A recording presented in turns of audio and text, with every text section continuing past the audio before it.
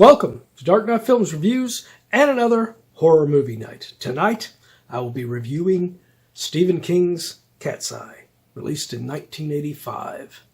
Directed by Lewis Teague, from a script by Stephen King.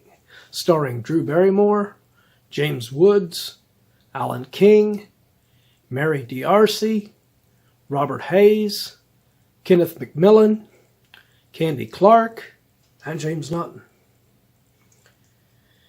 Now,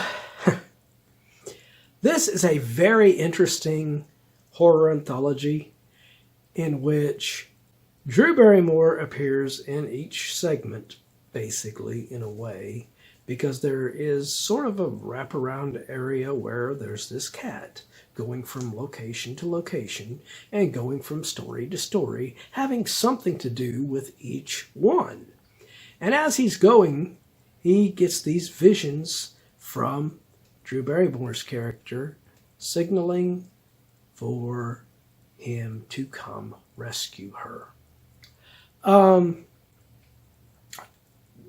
These sequences are pretty cool with the cat. The trainers doing this cat stuff did an excellent job. The cat is phenomenal in this film as far as its performance. I love the sequence, because this is the Stephen King film. I love the sequence in which the cat encounters this dog that looks like Cujo. That was a nice callback and very excellently done in that sequence. But as far as the stories go, oh my God, some of these stories have some of the most unlikable characters you will ever meet. Now, James Woods' character is not a unlikable character. He's okay. He's seems like a normal guy. He's just having an issue with, trying to quit smoking. And, but the man that he goes to for help to quit smoking, Alan King's character, what a complete douche this guy is. And then they have these weird moments in the segment in which James Woods is seeing him pop up, and you hear the Police song, Every Breath You Take. And you get this moment where Alan King is being so, doing this goofy-ass lip-syncing to the Police on this song. And it is just so goofy, and his character is so annoying in it that I just, I don't like the outcome of the James Woods segment here. It felt hollow to me. And now the second story in here, Robert Hayes is very likable as his character.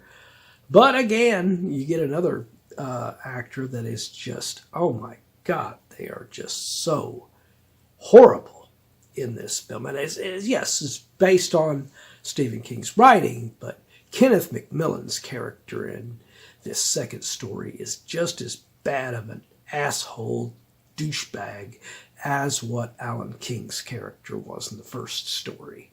And, oh my God. But at least, thank God, Stephen King actually wrote this guy getting his comeuppance.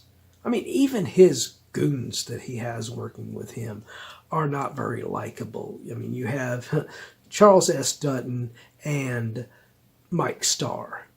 And they're both likable actors, but these characters were not very likable at all in here. And then we get everything going full center stage, where the cat becomes the star of the film. And the cat's name ends up being General.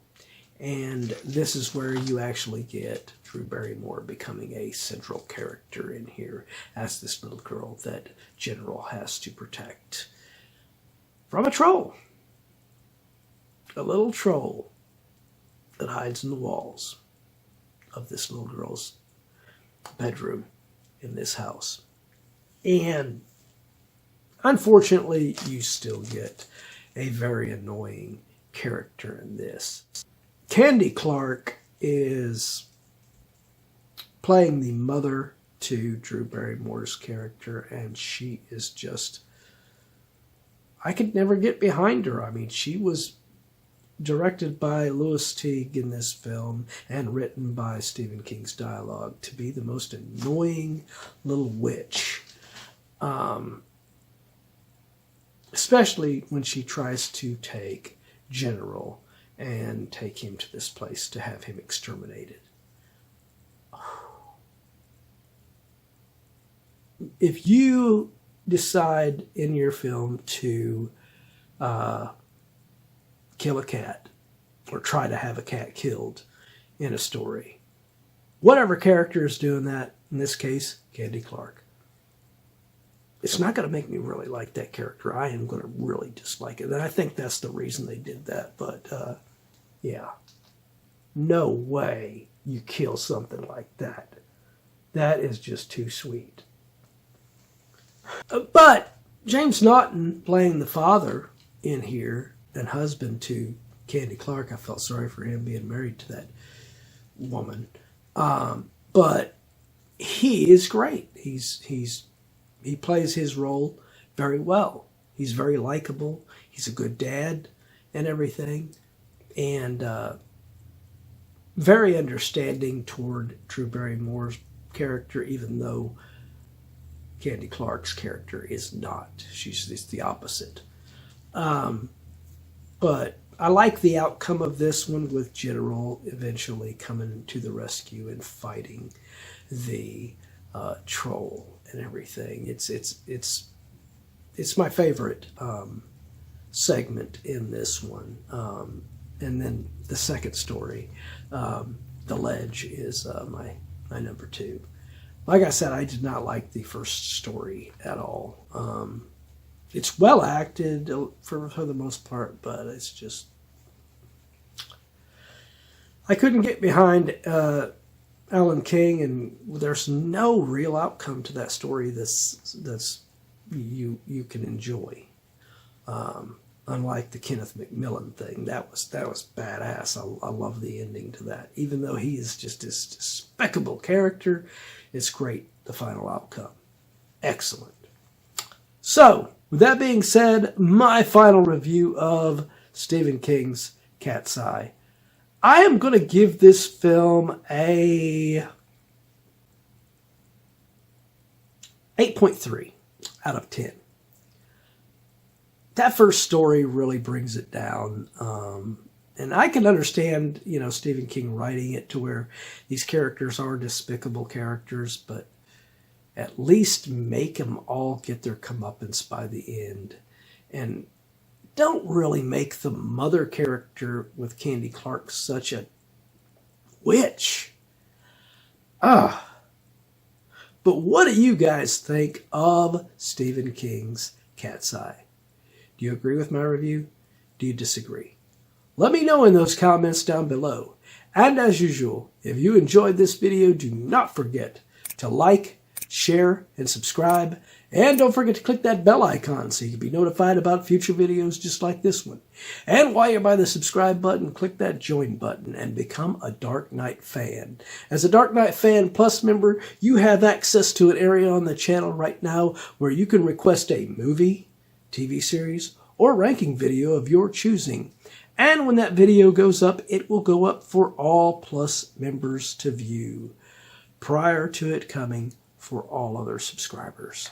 So, if you want to get interactive, do it. Well, that's it for another horror movie night.